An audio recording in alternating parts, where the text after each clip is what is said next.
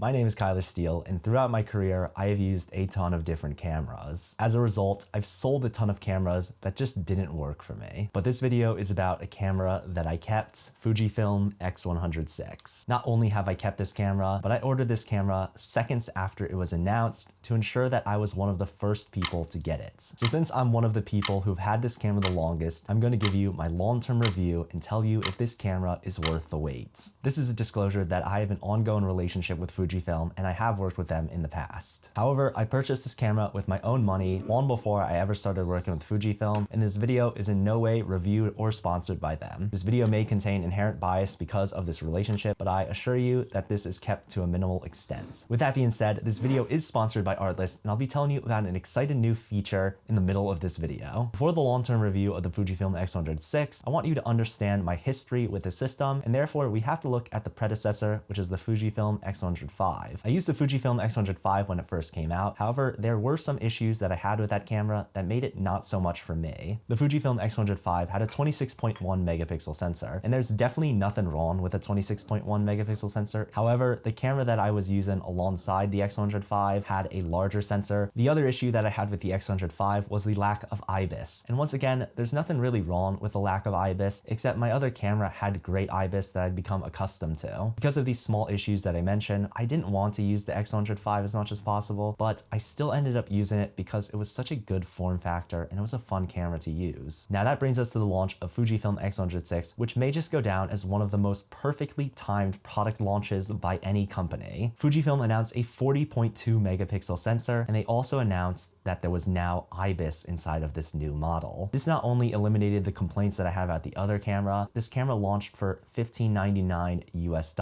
That was a steal compared to the predecessor, the Fujifilm X100V, which was currently reselling for over $2,000 US.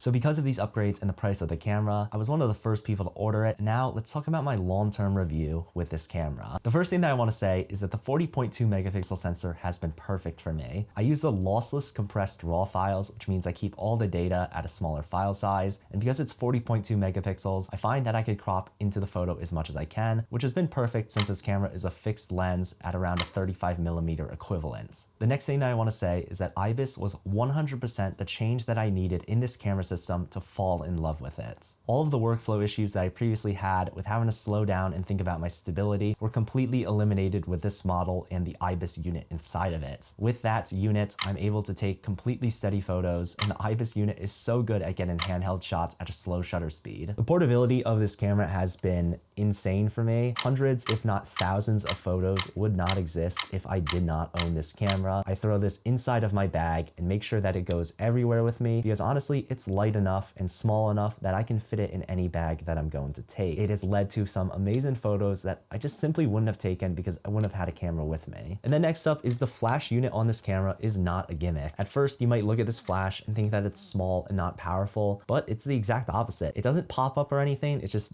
built into the side of this camera, and it really has a ton of power for fill flash. And honestly, any camera that's going to enter my rotation is going to have a strong consideration on if it has flash or not because I really like that feature. Another thing that I love is the film simulations in this camera. Honestly, I am someone that always shoots raw no matter what, but I do find myself getting into some creative ruts, and honestly, being able to switch into the Acros profile and shoot black and white on days that I'm not feeling color, or switch into a creative white balance at sunsets to get a cool color temperature, it has made this camera so special to me because it pulls me out of ruts by being able to see a more processed image on the back of my camera, and instead of seeing a flat profile and then having to wait to edit it. And next up is the user experience has been so essential for me. This camera is very customizable. There's a ton of custom buttons. There's a lot of dials on this camera. And because of that, I've been able to set this camera up in order to fit for me. The one thing that sets this camera apart from a ton of other cameras for me is this optical viewfinder. The optical viewfinder means so much to me. I am just constantly around computer screens, phone screens, LCDs, these electronic viewfinders. So being able to see the real world through the optical viewfinder and being able to see that simple overlay and take my photos has been so essential for my photography. I'm simply taking more photos because I enjoy the experience. The last thing that I want to hype up on this camera is the video quality. The video quality is everything that I could ask for from something that is this compact. It has log profiles that are really easy to edit, and it's nice to know I have so much power inside of this body if I ever need it. Before I tell you all my nitpicks on Fujifilm X100VI, I'm going to tell you about the sponsor of this video, which is Artlist, and their brand new AI image and video generator. This new feature allows you to generate a photo from a prompt in a curated collection of visual styles. If you need to improve your prompt before generation, there is an enhance option in the corner of the dialog box. Once the perfect photo is generated, you can then transform that into a video using a new prompt that directs the camera movement and transitions. This has been great for me in filling gaps in my timeline, especially in areas where I can't get a drone up because of regulations. The creative styles and prompt enhancements by Artlist have led to the highest quality generations that I've ever seen. With regular updates, I know that I'm always going to have a new model to try. The generated clips are covered for all use cases under the Artlist license, ensuring peace of mind. Artlist has been a sponsor for this channel for a while, and it's super exciting to have them on because they're always announcing some new features. So if you want the ultimate creative catalog of world-class assets such as music, sound effects, footage, LUTs, and the brand new AI image and video generator, check out Artlist in the description below. Now, everything that I've told you about the Fujifilm X100VI may make you think that this is the perfect camera, and honestly, for most people, it probably is. I really don't have anything bad to say about the Fujifilm X100VI. I really only have nitpicks, and not everyone is going to agree with them. But since this is a long-term review, and there will most likely be another iteration of this camera, I thought I'd share some of my thoughts. The first thought is I'd love to see a better battery system for this camera. Right now, they're using the small Fujifilm batteries, and because of that, the camera doesn't last a whole day reliably. And honestly, that's kind of a bummer because that means I have to take batteries or a portable bank with me just to make sure I can charge the camera. I'd like to have the confidence that I could just take one battery, just pack this camera and not have to take anything else. Now, a really big nitpick for me is the fact that the dials on this camera do not lock. That becomes an issue for me because these dials also move relatively easily, which could be good for some people, but for me, I find myself knocking the exposure compensation out of alignment quite often. And because I use the optical viewfinder and I'm not previewing my exposure with the electronic viewfinder or the LCD, I find that I might not notice that the exposure compensation was nudged. The next nitpick is I wish that there were no accessories required to get weather resistance and filter attachments on the camera. Currently, right now, you have to take the front ring off the camera and attach an adapter ring to give it both weather resistance and filter attachments. I would like to just see this be the default option in the future. Next thing I'd love to see in a future iteration of this camera would be internal storage. This camera only has one SD card slot, which I think is perfectly fine, but for people who need redundancy, I think internal storage would be a great option. It also makes the camera a lot easier to use for people who don't want to deal with SD cards. Now, I didn't know if I should put this next one in my nitpicks because personally I haven't had any issues, but that would be autofocus. I haven't had any issues because I use single autofocus, but I have heard a ton of complaints about continuous autofocus. So I do want to say that I'd love to see continuous autofocus improvements in the next iteration. If you shoot singular like me, there are no issues and my autofocus has been great. So the above nitpicks were pretty tame. I think a lot of people will agree that those would all be great features to have in the next iteration. The next ones are a little more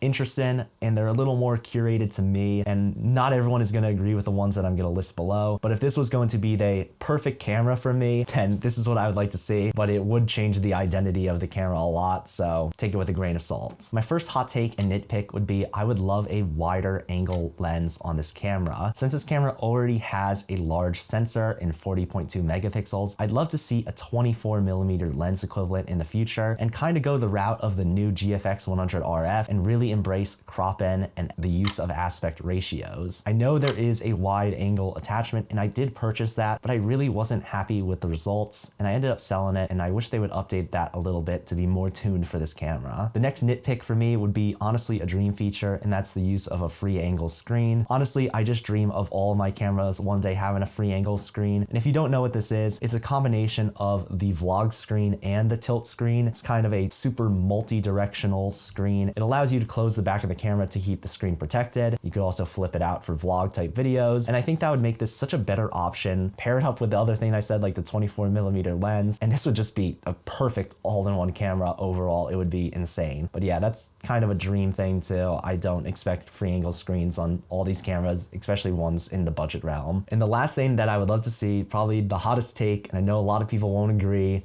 and it'll 99.9% never happen, is I'd love to see this camera in a full frame mode. Just having a full frame option in this camera would be insane, I think. The camera is already performing so well on the APS-C market, and Fujifilm has really found their niche in both, you know, APS-C and medium format, but it would be so cool if they had another iteration of this camera that's full frame and had a different lens. Just like somewhere in the middle ground would be super cool. I don't think Fujifilm will ever do it, but since this is a long-term review and I'm just airing out some thoughts here, it would be awesome to see that tech inside of a body this small. And I mean, they did put that big medium format sensor inside a similar sized body in the GFX 100 RF, so I'm just gonna throw it out there because why not? But as you see, I really had to nitpick this camera and ask for features that are usually found in really expensive models of cameras. Basically, everything that I asked to be put in this camera would cause it to be a ton more money, and I love all the power that's packed into it right now. So then that begs the question, the final thoughts of, is this the perfect camera right now? And obviously I can't say yes for me because I just gave you a ton of nitpicks, but truly for most people, this is the perfect camera. Have sold so many cameras after becoming comfortable with this camera. All of the cameras on screen here, this is really what I have, and these are medium format cameras. This is a film camera, and this is a video camera. So this is essentially my main daily carry photo camera, and it has my full confidence because it is that good. Let me know what you think of the Fujifilm X100VI. It's essentially the perfect camera. I really had to try hard to find some nitpicks and think of a dream camera, and the fact that I would build my dream camera based off this model should already say how amazing this thing is. So if you're waiting for it, wait it out a little longer. Hopefully they come in. If you have any questions, let me know down below, and I'll catch you in the next one.